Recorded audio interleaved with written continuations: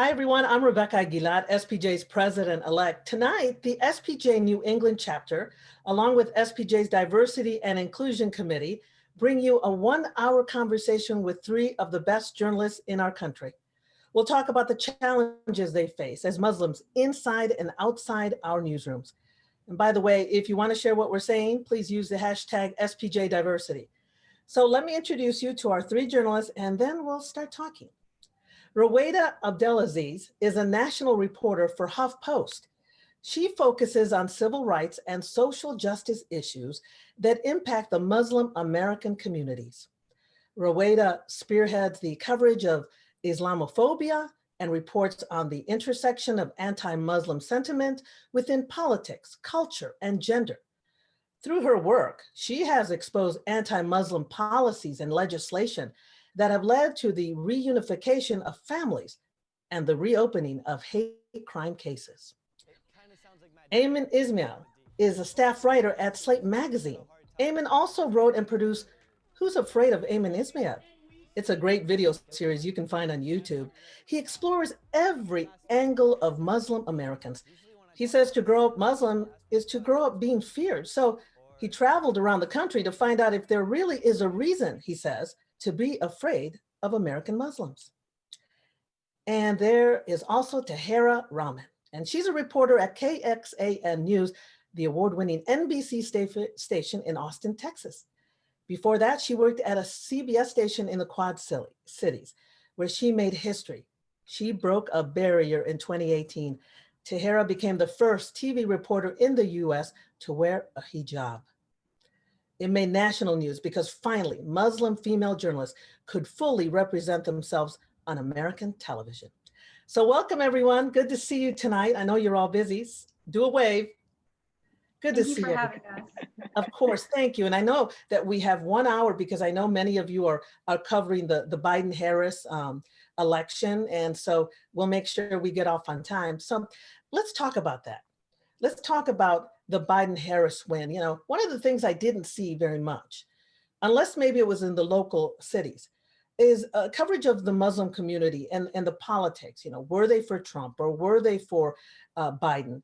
You know, tonight, you know, any of you, you know, or I'll start with Aymann. What is the feel, do you think, in the Muslim community over what's happened with the election results? What do you think? Ooh, well, it's kind of hard to say because there's so many different kinds of Muslims, and there's Muslims in every aspect of life here in America. You know, you have white Muslims, black Muslims, they're both Muslim, but they probably have very different opinions on Trump. You know, I saw one exit poll that said that 35% approximately of Muslims voted for Trump. So it's kind of hard to say, well, like what Muslims think about Trump, but I can tell you how I feel. I'm really, really happy. It kind of feels like I was able to take my first breath of fresh air in 4 years.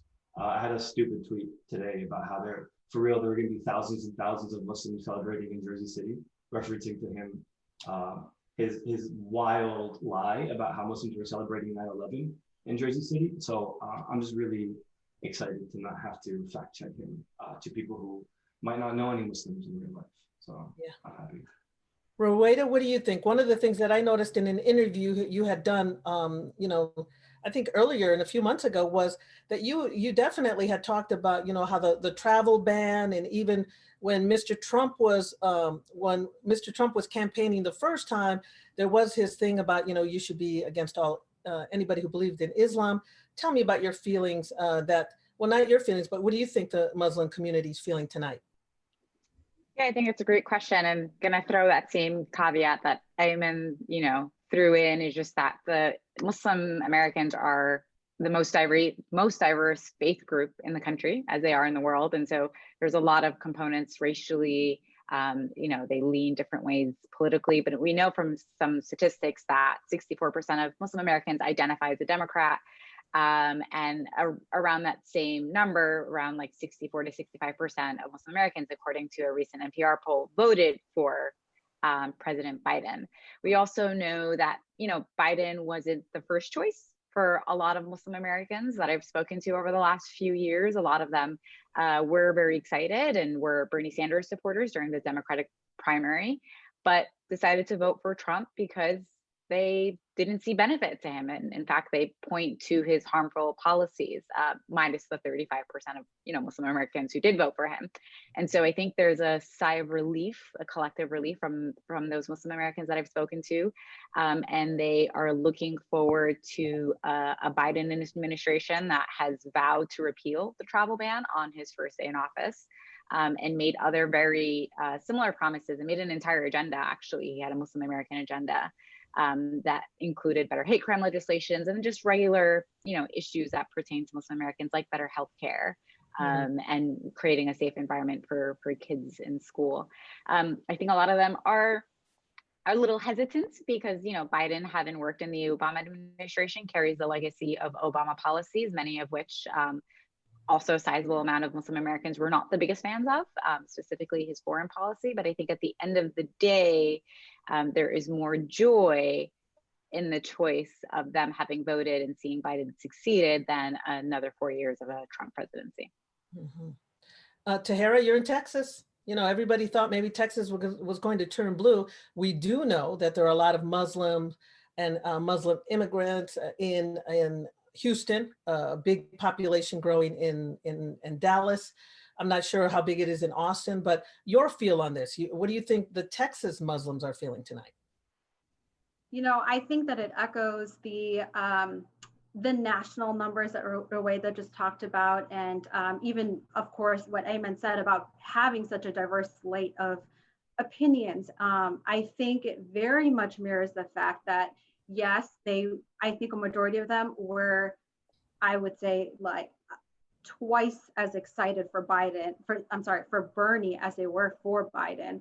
But it was kind of in their minds, he still took steps to normalize and welcome Muslim Americans in the way that they didn't feel was coming from Trump. And of course, we mentioned some of those policies already that he took aim at Muslim demographics. And I think even then it's interesting to see that there are a lot of Muslims who voted for Trump the first time in 2016 and as well as in 2020. And I think it is interesting to delve into that because it's a lot of the same reasonings as people voted for him in other demographics, mainly the economy. That's what they cited. So I think that it's interesting to note the reasons why some Muslims went one way or the other, but overall, I think it stands the same in Texas for Texas Muslims as it does around the country. I think collectively they are relieved. Yeah. So let's talk about you three, because first of all, to me, looking into your backgrounds as I was, learning about all three of you, because this is really the first time we're meeting, I was very impressed about how you have all created your own journey here, but also you created your own path for other Muslim journalists. So how did you do that? I mean, here's the thing. All of you, whether it's you, Tahera, who said, you know what, I'm going to wear, I'm definitely going to wear my headscarf. This is part of me. This is me. Or Aymann, you had a video series. Honestly, I'm telling you, everybody, this should be on Netflix. This series teaches people about Muslims, people who are against Muslims, definitely a diverse group within, the Muslim community. And, one of the things about Rowaida is how you have focused on Islamophobia. You've been able to, basically flush out what I say is the discrimination and even the hate. But you know what, when you went to your news directors and said, hey, I have this idea, whether it is you wearing your headscarf and being all you, or having the idea of, look, you know what, I want to focus on Islamophobia. How did you guys do it? How did you bring up that conversation? Who wants to take that one first? Okay, Aymann, I'm throwing you in there.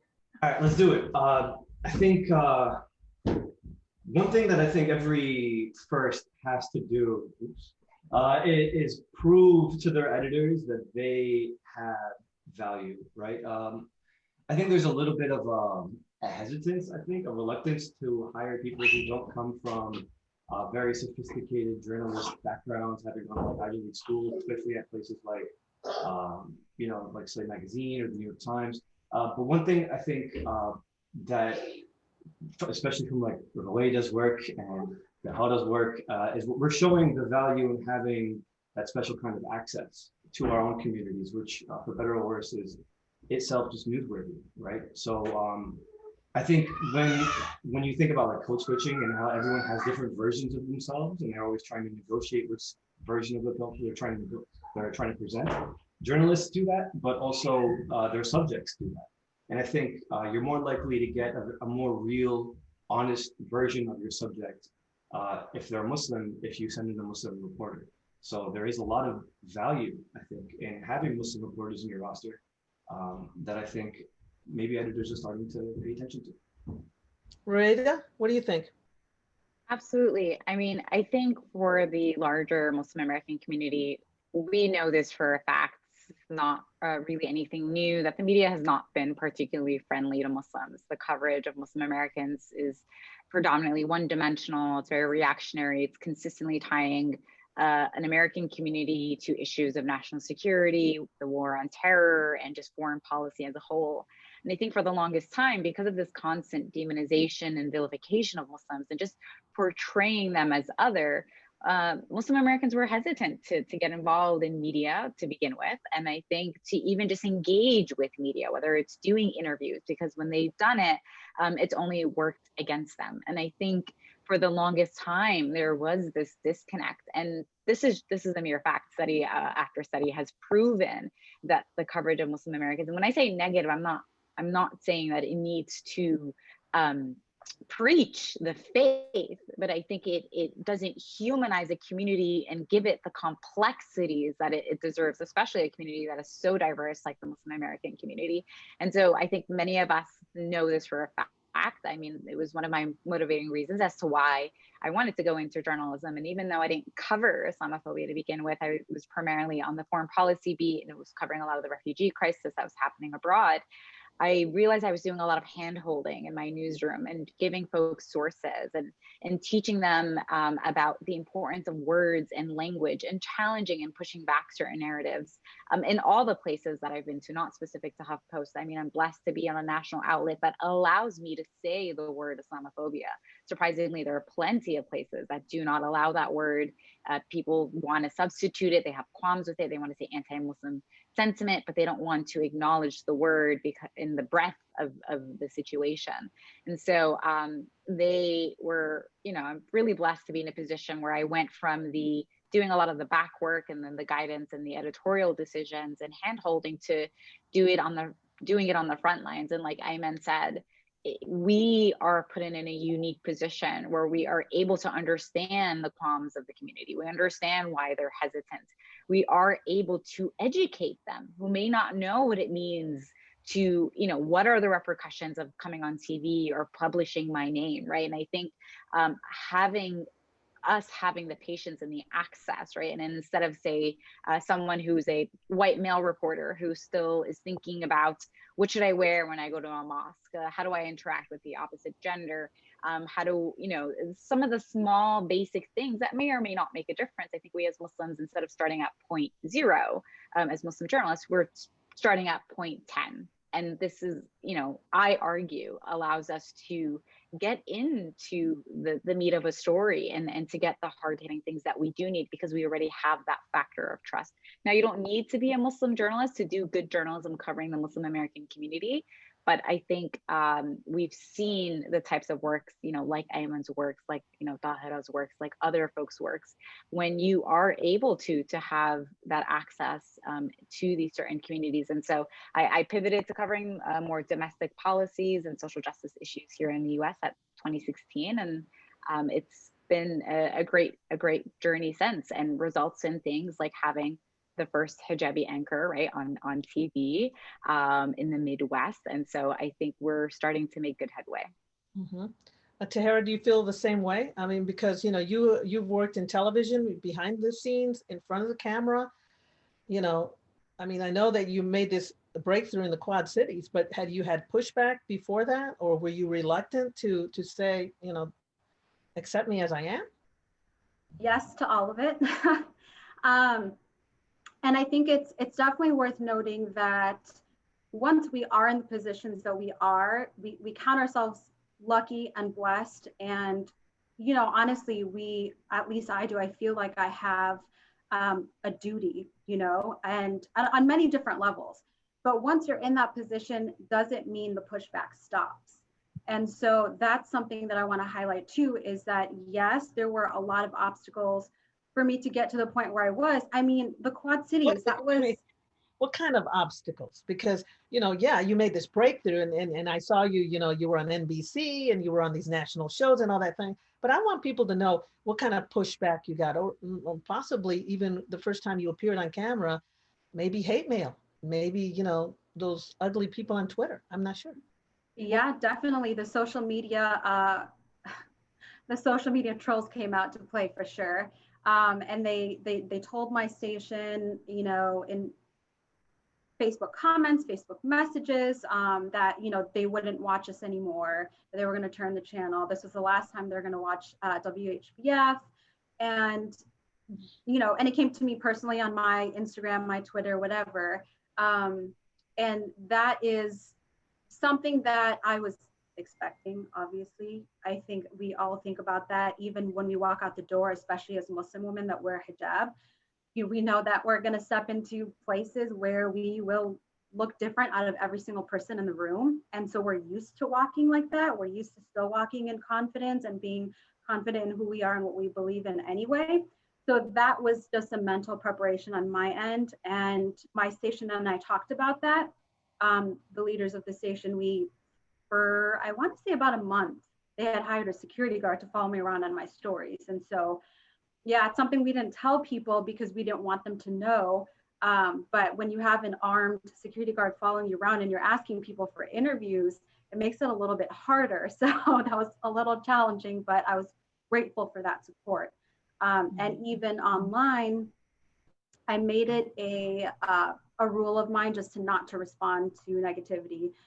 And it was nice to see that I didn't have to. There were a lot of other people who kind of jumped in there. And that was my main takeaway from the good and the bad that came out of that spotlight, was that for me, I did feel that the negative comments and the negative people were a drop in the bucket compared to the people who were more open-minded and welcoming and looked forward to seeing somebody different that made the newsroom look more like the communities that they're covering. We have growing Muslim communities in every single major city in this country for decades now. And like Rowaida said, we are not just tied to foreign politics or foreign policy. We're not just tied to, you know, national events that happen, but we are your doctors, we're your physicians, we're your reporters.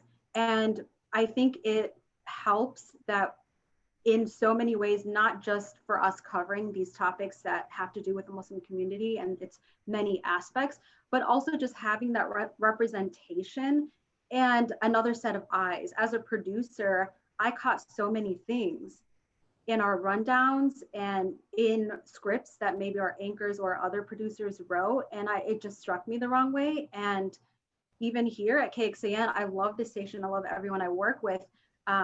But one of the first few months I was here, we did a story about a Muslim private school, and the headline just rubbed me the wrong way.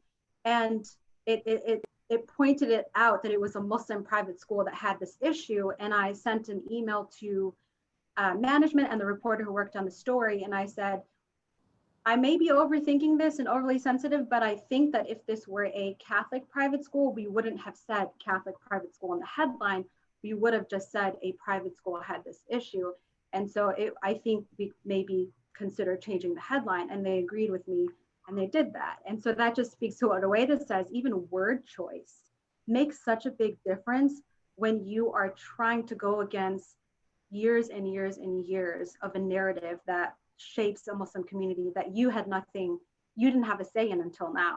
So you're kind of chipping away at those stereotypes from the inside out. And I think it helps in that way to have Muslims in the newsroom. And I think also, you know, as journalists, I think as journalists, we just have to speak up. I mean, I can totally relate to what all three of you are saying, because as a Latina, you know, I notice there's some Latino journalists that, you know, you hear certain things and it's like, wait a minute, this kind of races against my people, but as a journalist, some people keep quiet. Are you seeing that that when it pertains to Muslim journalists, you know, are they speaking up? Are you, you know, you three are obviously people who speak up, and you know, because you were able to accomplish what you have accomplished. You know, whether it's your series or you know, whether it's your hair, you know, the stories you cover. You know, is that something that as you three journalists do encourage other Muslim journalists that, hey, you know, speak up. It's okay to tell them, you know, you may not want to use that word because it's insensitive. Your thoughts on that? I mean, Yeah. I think, Oh, sorry. Go ahead, Rowaida. sorry.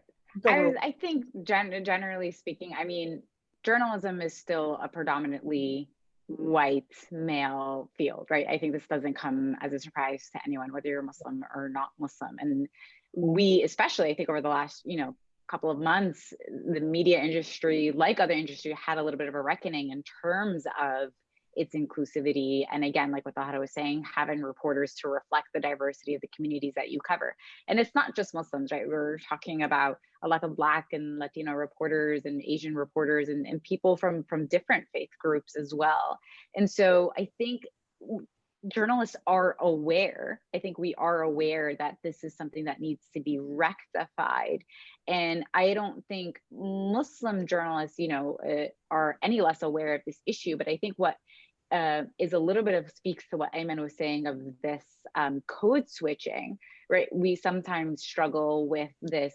Should I speak up? Are they going to react a certain way, like my peers or my editors? Am I going to be tokenized as the Muslim person who is always speaking up, you know, when everybody or someone gets, every time someone gets something wrong? And so I think we have a little bit more of this internal conflict often. I think, you know, I absolutely do.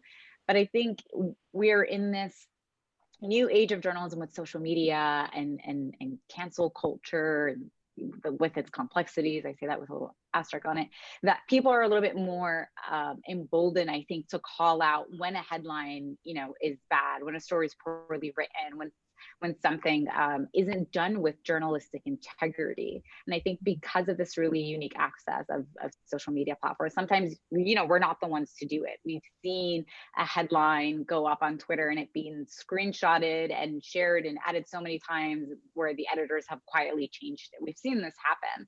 And I think newsrooms are starting to, again, go through a national reckoning when it comes to not only diverse representation in the newsrooms and challenging who are telling those stories, but how we are telling the stories. So I don't think it is the responsibility of just Muslim reporters to call it out. You can have a reporter, you know, who's Muslim American and doesn't want to write about Muslim issues. They want to write about sports. They want to write about politics. They want to write about anything else. And I think the key to representation is not putting us in boxes and giving us the responsibilities to solely call these things out and to report on these issues.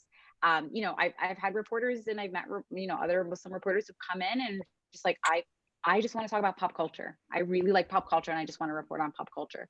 And they should be able to do that. But I think because there's this pressure for us to speak on Muslim issues, even when it's not a story I'm working on, or if it's not a beat someone covers, that's when it gets, I think, a little problematic. Aymann, you were going to add? I think Rowaida did a great job of explaining it, but I can give you an example of how it might manifest. There was one project that I was doing, it was about Muslim Christmas and how different Muslims have different feelings towards Christmas, and trying to just kind of illustrate to my audience that there's just a very vast experience for Christmas time amongst Muslims.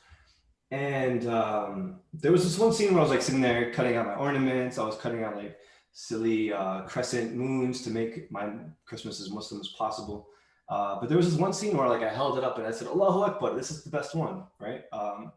My editor had a problem with that. He didn't understand that the phrase Allahu Akbar isn't just like a war call. And so there was a moment where I had to not only like teach this person who's supposed to be my editor, supposed to keep me from making those mistakes, that this isn't actually what this is called. And this is why we're here. We're here to show that this isn't just what this phrase is. And we're showing that this isn't just what this experience is.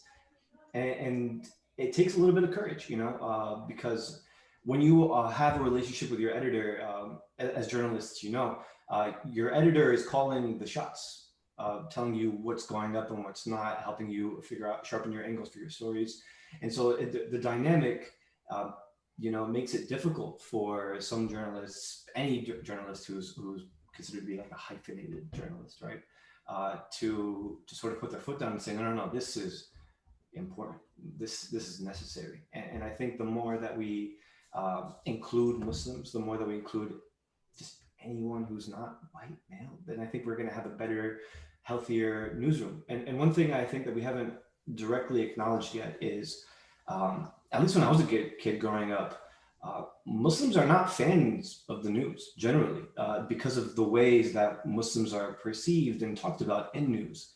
And so there is already this barrier for entry, because first, a lot of Muslims, like say the older generation, like my parents, they don't trust the news because of the way the Muslims are talked about. So I think if there's like editors who are watching in, just like higher ranking journalists, I think don't just assume that because you have a hyphenated editor, a hyphenated writer in the room, they're gonna speak up. I think that takes a little bit of courage. So if there was any way that an editor can make it easier, asking people before you write about Muslims, for example, I think it's not just a nice thing to do, but necessary. Let me jump in here real quick, because you bring something up that's very important.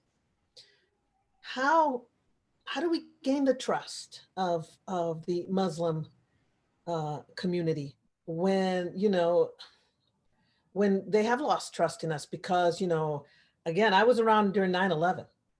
I remember in Dallas, I had never been to, any Muslim community, anything.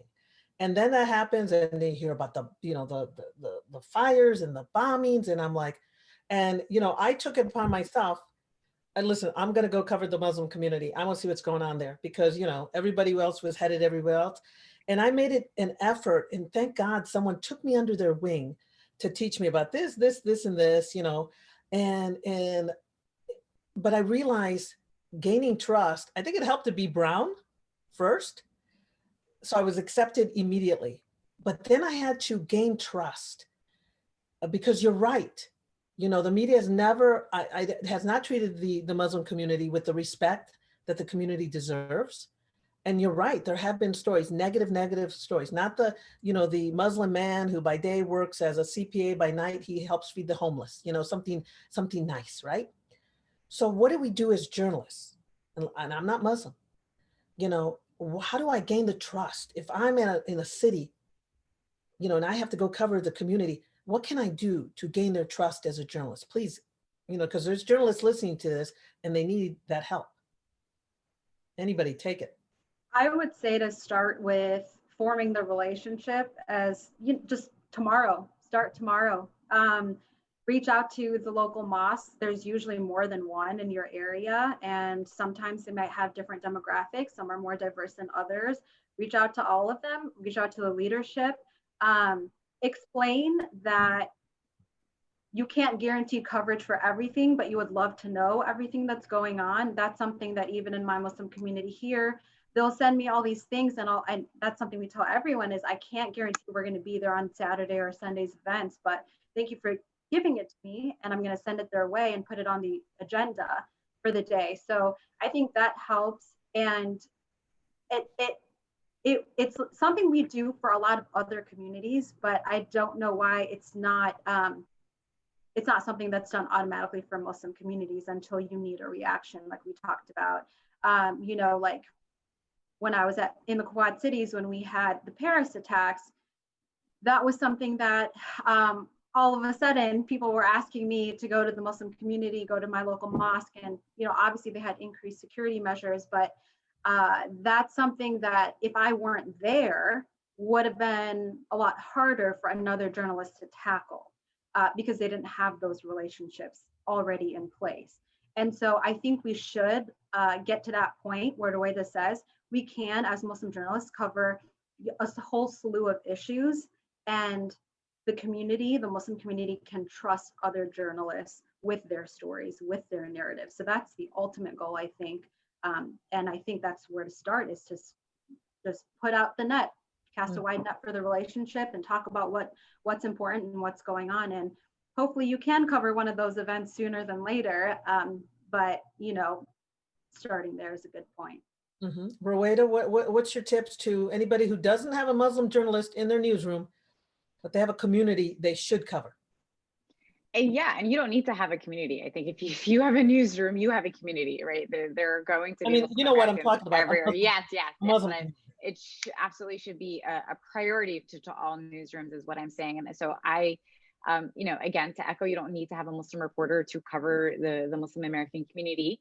But I think a couple of quick tips. I think it's incredibly important to be inclusive and talking to these communities beyond issues that you think are Muslim issues, right? Beyond whenever you're covering the travel ban, beyond whenever you're getting a reaction to a terrorist attack that was perpetuated by a so-called Muslim, beyond these particular events. When you're talking about, you know, the board meetings at school and you're just polling people, you want to have a diverse type of people. You don't want a Muslim person, you want a Black person, you want all types of people.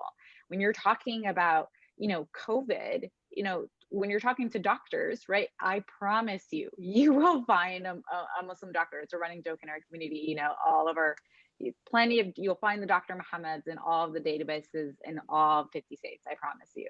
And so I think it matters when you are showing diversity and inclusivity in your sources. Again, your experts that you're talking to, in any cases, you want to make sure that you have diverse sources. So I would begin with looking up at your current coverage. When are you talking to the Muslim American community, and during what types of coverage? Where can you improve and do better? And I think that's going to be a great starting point. Google is your friend. I think it's incredibly important to self-educate as a reporter when you are going out onto the field. If you are covering a specific event at an Islamic school or a mosque, or you're talking to, you know, a town hall, know who you're talking to, learn about this community, do your research. It's never good to go in blind. I think really just leaning in to our journalistic instincts that we all were taught in J school, that we were all taught in the field, about the importance of reporting and interviewing and calling. There are plenty of books and resources online. You know, we may only be 1% of the overall population, but the Muslim American community is as old as this history is. The first Muslims were Muslims who came from enslaved people, right? So during the founding of this country, you've had, you know, Muslims here. And challenge also, I think, even when you're talking to Muslims, I think be cognizant of the diversity of Muslim Americans. You're not just talking to the same Muslims. Yes, sometimes you want to speak to the imam, right, at the mosque, but you're talking to a Black Muslim parent, an Arab Muslim doctor, you know, a Latino Muslim activist, that you're keeping all of those things in mind. You know, if you're really stuck and you don't know what to do, I think leaning into that journalistic gut and what, you know, what we've been talking about. And I think really what I see the pitfalls is kind of comes to the lines of questioning. When you're preparing your interview questions, and I've seen this way too many times, where a Muslim person does agree to an interview, whether it's on TV or radio or digital, and the questions that they're asked are just egregious, absolutely egregious. I saw a reporter ask a Muslim woman about her niqab, you know, her face veil, and equated it to white supremacist symbols, and it continues to just blow my mind. So I would say be very critical of the questions that you're asking. Any person who's giving you the time to interview with you and talked with you is a person worth respecting, and it's worth you, I think, doing your homework, and the Muslim community is no different. And I think you also have to just ask. Yeah, let me jump in real quick. I think it's also important to just ask questions, whether it's a Muslim man or Muslim woman. One time, and this is going to appall all of you, there's a mall here in one of our suburbs in Dallas, and some Muslim women who were wearing their veils, they kicked them out because they said that, you know, hey, that's like a gang, you know, wear. And it was like, wait a minute, what? And so it just happened that one of these women called me. And so we went out to interview them, but it was interesting because the one that called me, she's like, okay, you have a man behind the camera. He needs to step over there.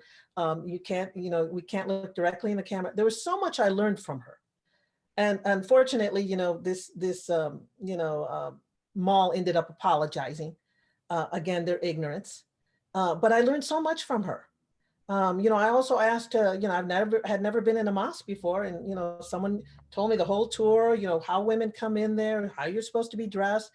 you know, and I thought that was very important. So as journalists out there who's listening to this, if you're not Muslim, ask questions. There's always somebody that's going to help you. I mean, I learned so much, so I really appreciate that. Aymann, you were going to say something? Thank you. Yeah, I was going to say, because we're trying to talk about gaining the Muslim community's trust, right? I think this is really hard to do, not just because of, you know, not speaking to Muslims, but just because of what people are already saying about Muslims. Like, think about the way we talk about the media as this one ginormous singular organization, right? So there are Muslims out there who might be exposed to like Fox News, and then we'll just say, oh, well, you're from MSNBC, I don't want to talk to you. You're part of the same media group, right? So when I was growing up, I didn't trust the news at all for those same reasons, because every time there was any kind of exposure about Muslims on the news, guaranteed it was going to be ignorant and wrong, and it's not relatable to my experience. But there was, I would trust the Daily Show. My news source for a long time was Comedy Central. You know, and it wasn't because they would talk to Muslims. This is before Hassan Minhaj. It was awesome. It's because they let the people who were saying bigoted things about Muslims make fools of themselves. So even if you don't have a Muslim in your newsroom, there are Republicans talking about Muslims a lot who deserve to be fact-checked, you know, and especially in a place like Texas, people are sending out mailers of pictures of women wearing hijab saying, elect us, we're going to solve the problem, you know? So local Texas reporters should talk about that. You know, they don't have to speak to Muslims to try and gain their trust. They should just be trying to stand for record, stand for truth. And in a lot of cases, you know, do some fact checking for bigotry. That'll really, I think, win over a lot of Muslims, in my opinion. Yeah, definitely. One of the things that I want to tell everybody who's watching this, I'm sure I did my research. There's about 3.4 million Muslims in the US. Am I right? Or is it bigger than that? Anybody? That's according to the research I did today. 3.4 million Muslims in the United States. And that means 3.4 million stories we can tell. Good stories. Doesn't have to be just because there's something Muslim happens, you know, whether it's this country across the ocean and it's negative, that's all we cover. Because I know there's good stories to be told. And again, you're right. I always tell people the same thing. You don't have to be Latinos to cover the Latino community. I'm sure all three of you cover the Latino communities where you live. What do you tell news directors out there? By the way, do you even know if there is a big population of Muslim journalists out there? I mean, you know, because we have all these different organizations, right? Like NABJ, AAJA, all those. You know, are there many? Anybody? We've got some social media groups. I know at least I'm a part of a couple, one for Muslim women in TV news and then Muslim women journalists. So they are growing groups, and it's very nice and touching to see that, because you feel supported in some way. You feel like you're in this together. It's small but mighty, I like to think of it as. I don't know if you guys have any others. Yeah, there are groups in New York City. We get together often to just kind of have some sandwiches, and we invite like guests so that we can like together learn and expand our skill sets and also network. It's really helpful. Well, one of the things I definitely want to extend to you as the new president-elect, by the way, the first woman of color to lead this organization for, you know, in the first time in the 100-year history, I welcome you. I hope you join the Society of Professional Journalists, because, you know, we need all journalists. And one of the things is the diversity in our organization is so important. So if I didn't invite you, and if you're not a member yet, please, I hope you join us, because we do need your voice. What do you say to news directors or editors out there who do the hiring, who, you know, I've heard it so many times, we can't find any. There's no one with experience. What do you say to them? You know, those that say, I can't find any, who, you know, really aren't making the effort. I mean, what do you say to them? What are they missing out? Let's just hear it. All right, so one thing I think that news editors should really to frame this conversation around is it's good for business. Like it's good for their outlet. It's not just good optics. It's not going to just help your brand by having a Muslim byline. Your content will be better And I think that doesn't just go for Muslim journalists, just anyone who isn't part of your majority, I think, will improve the quality of the work. You will have a bigger audience, which means bigger traffic, which means more revenue. It's bad for business, I think, to not have at least one Muslim in your newsroom. And I know it might be harder for some outlets than others. Like, if you want to be the token Muslim on Fox News primetime, good luck. But I think having that voice will improve the quality of work. And I think other journalists should think of it the same way. Mm-hmm. Tahera? I would agree with that. I would also add, trying to say this delicately, but I have seen news directors taking a chance on fresh out of college grads in at least TV news, I can speak for, that need a lot of work. Let's put it that way. They need a lot of work writing. They need a lot of work with presentation skills. They need a lot of work with shooting, editing, everything you need to do as a reporter when you're starting out in the field.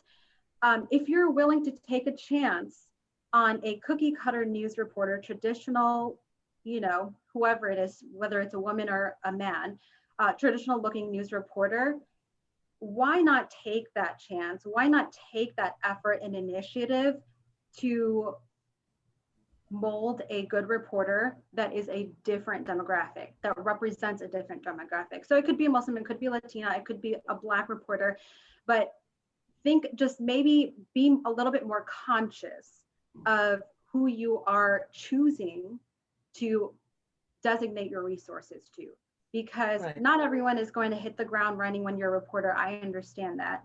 But who do you see potential in and why? I think that's what you need to ask yourself, because for years at my station, I saw reporters come in and out that I knew I was better at reporting. I knew in my heart I was a better writer. I knew that I had more skills.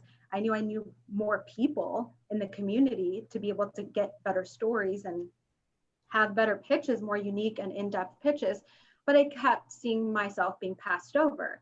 And I'm very lucky that I was able to have these candid conversations at a certain point. And I think it helps, you know, when you're in those shoes, and it's unfortunate that you can't just kind of say it as it is, you have to tiptoe lightly. But that is essentially what I said. And I said, let's talk about the elephant in the room, because I'm clearly the best candidate here, but there's a reason why I keep getting passed up. And I don't think I'm flourishing. I don't think I'm the best I can be behind the scenes. What can I do to change that? And so they told me that we're not saying no, we're just saying not right now. And so I took that, even though I thought it was kind of a cop out at the time, but I was like, you know what, maybe there's still hope. And I kept plowing on. And so I think it would have made it easier. I mean, it was a very high chance at that point when I got rejected the second time that I was just going to drop out completely and give up. And so I think it would have been a lot easier if maybe management, maybe not even just your news director, your general manager, because it goes all the way to the top when you're at these TV stations. Mm-hmm. Think about when you're talking behind closed doors, why do you see more potential in one person who looks one way and not the other person? Let's have a real thoughtful discussion about that before you choose your candidates. Well, and I think in TV news, I worked in 7 TV stations from Toledo, Ohio to Los Angeles to Dallas. It's just, you know, I mean, it's all about appearance. And, you know, they don't want to have the conversation. And sometimes I believe in the majority of my bosses were white men. And they feel comfortable with white people and the next, you know, men or women. And so, you know, kudos to you because you spoke up, and kudos to you for not giving up and leaving, because I wonder how many women, you know, women of color, women who are Muslim, walked away because you lose that hope. So, you know, you are, all 3 of you guys are inspiring in that area. I think when you look at news directors or news editors at some of these publications, is it because also they don't understand? Because also they don't understand the Muslim community? Do you think that's one of the reasons they put up that wall? I mean, I think the issue goes beyond a series of managers or directors. Again, I think this is an industry-wide problem. I mean, if we look at the historical context of how media and journalism first worked, it was speaking for and to the people who are worth speaking for and to, and that was white men and by and large white people. And I think again we're still going through this national reckoning in terms of having diverse newsrooms and also just better reflecting our communities. And I think we need to understand everything. I think what Tahera and Aymann were saying, that yes, it's a business case, and yes, it's about taking a chance on these people, but it's also because we're good at our jobs. I think it comes down to the simple fact: why should you do it? Because you're required to as a newsroom. It's your basic journalistic duty to tell the stories and hold people accountable. And if you're not going to tell stories of one of the most marginalized communities of this country, then you're not functioning as to how your newsroom should function, whether you're broadcast or digital or radio. And I think the issue is a lot less about convincing them. I think most people would agree, yes, we want more diverse candidates and we want most diverse stories. I don't think the issue is there, but I think the co-opting reasons come into other things, like Tahera was saying, yes, but not right now, or when we get a bigger budget, but when you can prove to us that this is a niche audience, that this is worth investing in. And I think these are some of the real languages that we continue to hear as journalists, that we have to continuously prove as to why talking to and about our community is worthy. And I think it's outdated. I think it's poor journalism. And I think it's a tactic that is just unfortunately built into the subconscious of journalists and journalism. And unless you come from these marginalized communities, you're not going to notice, quite frankly, because if you come from a privileged family, went to a wealthy school, and were able to get a job in journalism, and you want to speak truth to power, you're not going to understand what those power dynamics look like. And so I think it's incredibly important to think a little bit more critically about these questions. I think everyone has good and well intentions, but I think if we truly want to uphold the ideals and standards of journalism, we need to move a lot faster than the pace that we're moving at now. Well, we hope so. I mean, we hope so, but it just always seems that, people are always talking diversity, inclusion. And I always tell people, for people of color, diversity is lip service. For white people, I think it's always like, makes them feel warm and fuzzy. We need to get past that. We need to, and not just, I mean, if you're looking to hire, I mean, we're right here, all our contacts are available. If you want, we'll look at job promotions. We know plenty of other qualified people, but it's beyond hiring. I mean, journalism is a cutthroat industry. We face layoffs after layoffs. It's insane. I think there was an anecdote comparing the journalism industry to coal mining. I think I read in a report not too long ago, but you need to retain us also. You need to promote us. You need to keep us. You need to listen to us, because like you said, Rebecca, and what Tahera was saying, I have seen loads of people leave this industry who were passionate, who were dedicated, and who were not valued for their work. And so they left. There's a reason why people of color, including Muslim Americans, are leaving. So yes, I love to see your hiring statistic, but I would love to see your promotion and your retention, because that's equally as important. Yeah, exactly. And I think that, the beauty about all of us is, even if we have jobs, we know somebody. So just because we have jobs, it doesn't mean we don't know somebody that can fill that opportunity. And yeah, there's probably other journalists out there that, have quit, and, maybe we can bring them back. By the way, I know there's questions out there. If you have any questions, put them in the chat and I'll ask them. I guess, before we wrap this up, because I know we're, some of you have to go off and cover the Biden-Harris speeches tonight. I guess, are you all three? Because you guys have already made your groove. I mean, come on, you guys are accomplished.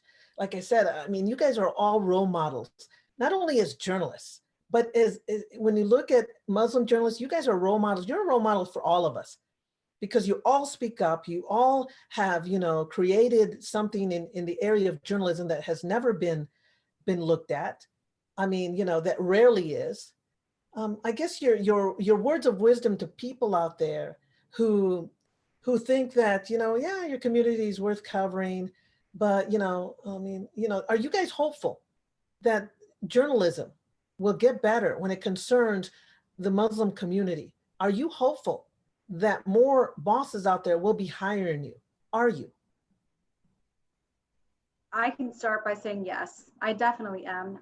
One of the recent stories that kind of came full circle for me is when I first got hired to be a TV reporter, another Muslim woman who wears a hijab, she is a producer out in the East Coast somewhere. And she messaged me saying, I have been trying to do the same thing. This is inspiring. This motivates me to keep going and keep trying. A year later, she posted in an MMJNE group, a multimedia journalist for women group, with a picture of her and her photographer. And that was the same woman. I was like, did you become a reporter? And she said, yes, I just became a reporter a few months ago. And I just felt so overwhelmed because it is just so amazing to see a ripple effect, right? If you have a news director who says, okay, you know what, and a general manager, we see a good journalist, we're gonna put her out there with or without hijab. It's gonna come with, they know, and I'm not naive either. I know it comes with connotations. People see a hijab and there are so many other things that they think about. They're not necessarily thinking about your journalism, the fact that you're a journalist and you made it on air because you're qualified. They're looking for every little thing they can to say that this girl shouldn't belong here. And so for a news director to overlook that, I feel was so powerful, and it showed because in other markets, it makes it a little bit easier.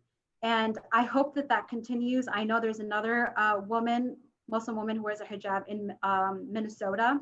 And so I'm just hoping that we start with local news and we work our way up, and eventually it's not a token, it's not anything besides you turn on the TV and you see someone that looks like your neighbor. That's when we'll see you on CNN or someone, right? Probably. All right, we have one question, and this is kind of a very positive thing, so we have a few minutes. Is there a favorite story you're proud of that we should read? Was it about the Muslim community or another topic? Well, before, you got to look at Aymann's series. That is just all positive. But anyway, do you have a favorite real quick? Because we have probably like 6 minutes. Yes, I do. I'll get quick because I know Tahera and Rowaida have awesome stories. My favorite story that I've ever done, I just put out about a month ago. It was about the store owners who own Cup Foods, which is the store in Minneapolis that called the police on George Floyd and started a global movement. They are Muslim, and in the basement of Cup Foods is a mosque. So with my credentials as a Muslim journalism, they trusted me right away and were very open and candid, and even introduced me to the person who made the 911 call and gave my company the scoop. We were the only ones to talk to him. And so, it hits what we're talking about right now, where the hiring Muslim journalists will give you access to the Muslim community, and that is important.